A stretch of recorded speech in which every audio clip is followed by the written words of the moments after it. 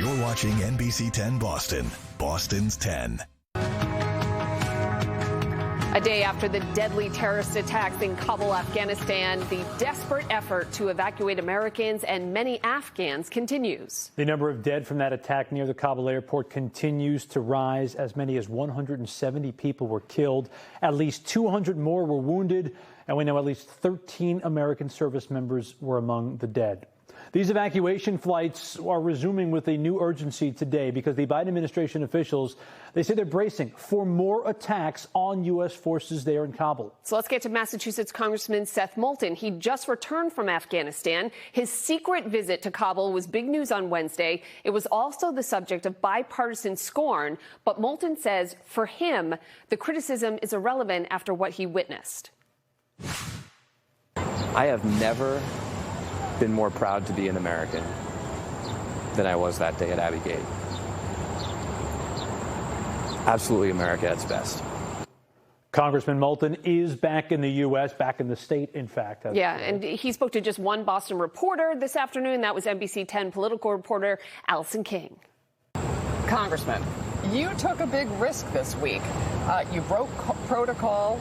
You secretly went to Kabul to assess the situation on the ground. First of all, what did you learn that you would not have learned from the United States? Well, one of the most important things I learned that actually completely changed my mind was about this August 31st deadline. Like most veterans in Congress on both sides of the aisle, I've been pushing the administration to extend the deadline so that we can get more people out. What I learned from the commanders on the ground when we went through the details of the negotiations with the Taliban is, and also saw how this evacuation is working, is that extending beyond the 31st is just not tenable. And on top of that, we're going to leave a lot of people behind no matter what the administration says.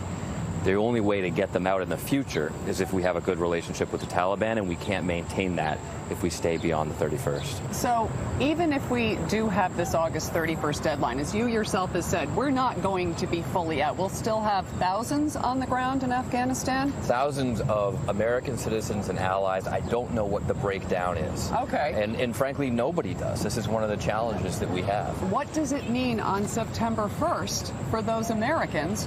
What does the Taliban do with them? Allison, we don't know. It's an incredibly frightening, difficult situation. But it's why we have to have a productive diplomatic relationship with the Taliban, as crazy as that sounds. A productive diplomatic relationship, let me be clear, with the terrorist organization that harbored the 9/11 attackers. But we have to do that if we have a chance of keeping these remaining American citizens and Afghan allies safe and giving them some chance in the future to get out. So we don't trust them. They're brutal terrorists, but we must work with them. That is the situation we're in. It's cruel irony that we find ourselves there today, that these heroic Marines who are bringing Afghans to safety have to do so in partnership with the Taliban for security. I mean, it's almost absurd, but that's the situation that we've put our troops in today. Let's hear more about Congressman Moulton's thoughts on the situation with the person who spoke with him today. NBC 10's Allison King joining us live. Allison, what's your major takeaway on the situation in Afghanistan after this interview you did with Congressman Moulton? Yeah, JC, there was a couple of things. I mean, first of all, remember that Congressman Moulton was quite critical of President Biden with this hard and fast August 31st deadline. And the fact that he went over there, saw what was happening on the ground. I think, frankly, it was a lot more chaotic and dangerous and unsettling than he even expected it to be. And he came away from that absolutely unwaveringly feeling that that August 31st deadline now needs to stand, that extension should not happen. You know, the other thing that was so interesting to me is when he talked about this relationship with the Taliban. I mean, I've been watching the news and I know that we've had to kind of work with them, but just to hear Seth Moulton talk about how we have to have this partnership with them, with these people who we were trying to bomb a month ago, is just, you know, you almost can't wrap your mind around it. And, you know, finally, I think the fact that Seth Moulton couldn't answer the question, what happens to these people after September 1st is very frightening. And, you almost don't want to go there, but he could not answer that question. And that uncertainty, JC. I'm sure, adds to some of the emotion. You told the congressman himself he had emotion all over his face. How personal is all this to him? Well, Congressman Moulton is a former Marine. He's done 4 tours of duty in Iraq. He has talked openly about the fact that he's had bouts with PTSD. I mean, the guy has obviously seen a lot.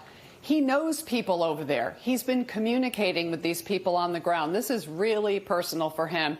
In fact, he tells stories about 4 families that he worked with, he's been working with, journalists and others, who he's desperately trying to get out of the country. And I guess while he was there, he was able and successful to sort of talk his way through getting one family out. But can you imagine knowing that you have friends or people over there? And I think that is what's making this particularly difficult for him, having that tie to the military, too, of course. A difficult balancing act for sure. You also spoke with Congressman Moulton about those 13 U.S. service members who died in the attacks that happened yesterday, just a day after he was there.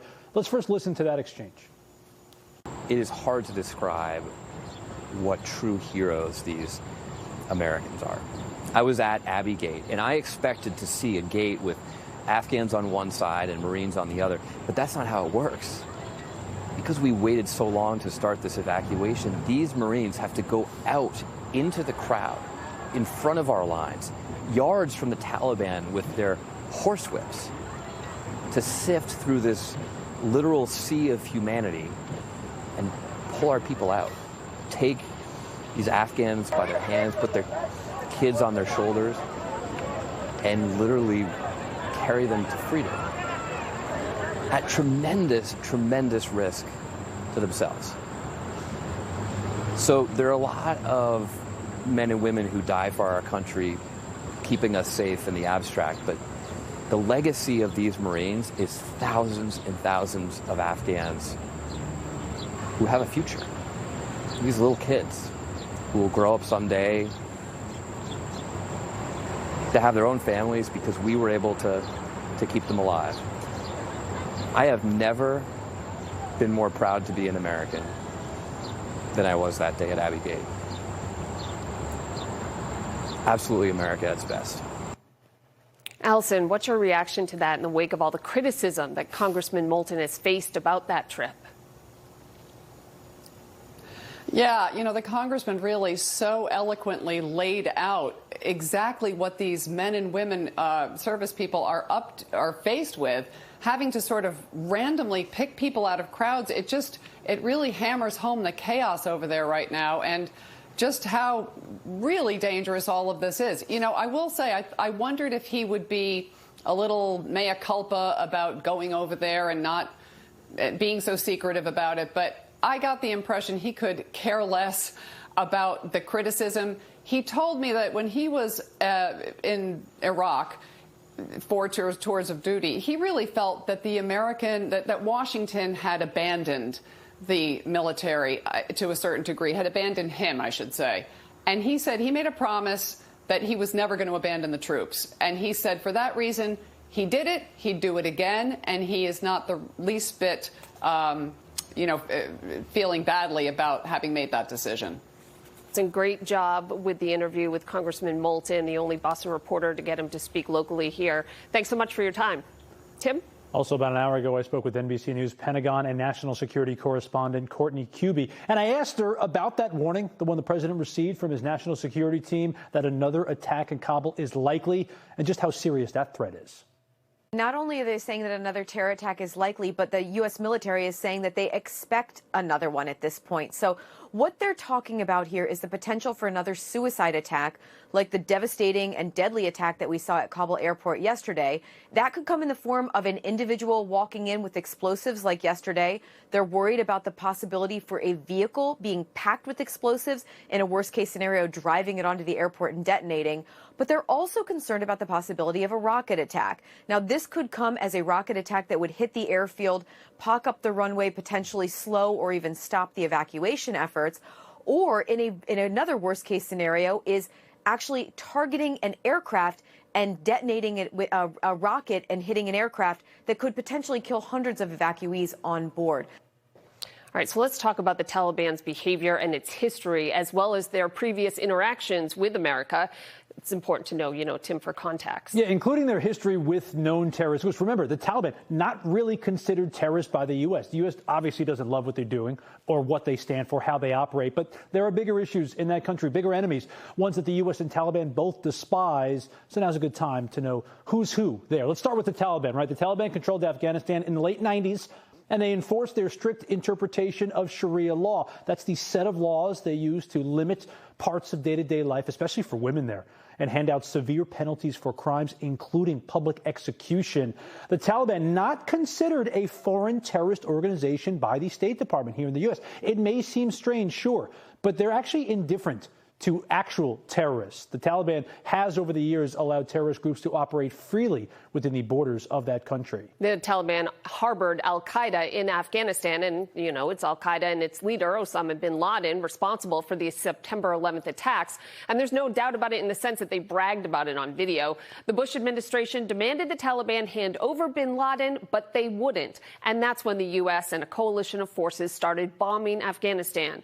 Bin Laden's death in Afghanistan in 2011, it did not take down al-Qaeda altogether. So now there are fears the terrorists could use Afghanistan once again as a safe haven. There's also ISIS. Sadly, we all know them, right? A terrorist group officially known as the Islamic State. They came to prominence back in 2014, known for their brutality. They attacked Iraqi security forces, publicly beheaded foreign journalists. They killed hundreds of civilians in the Middle East and Europe as well. They did suffer some heavy losses in late 2019 when U.S., Afghan, and separately Taliban forces attacked them, but ISIS was not entirely eliminated a couple of years ago. Okay, and then there's ISIS-K. I'm sure you've been hearing about this. This is the Afghan offshoot of ISIS. Pentagon officials say ISIS-K is responsible for Thursday's deadly attack near the Kabul airport. Experts say they were even more bloodthirsty than ISIS. They're more likely to target civilians, like when they bombed a girls' school in Kabul just 3 months ago. More than 80 people were killed, mostly young girls.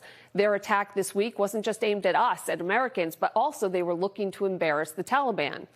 And as we watch this situation in Afghanistan from afar, it's important to remember the Biden administration says it is committed to the August 31st deadline to withdraw our military. That is, Tim, just next Tuesday. And we're talking 4 days to kind of solve all of this and clean up the mess. It is going to be problematic in the days and weeks ahead. The Biden administration officials have said they will work after the deadline as well into September to get as many Americans out of Afghanistan. And as that effort continues, we got to remember what comes next in all this, too. Where will those refugees be accepted? Here in the U.S.? You would think that some perhaps would come here to the States, but will that also become a major political football here in the U.S. in the weeks and months to come when you're talking about 100,000 or so needing a new place to live? Exactly. And actually, there was a reporter who asked the secretary about COVID and how they're protecting all of these people as they spread across the country. Big story not going away anytime soon.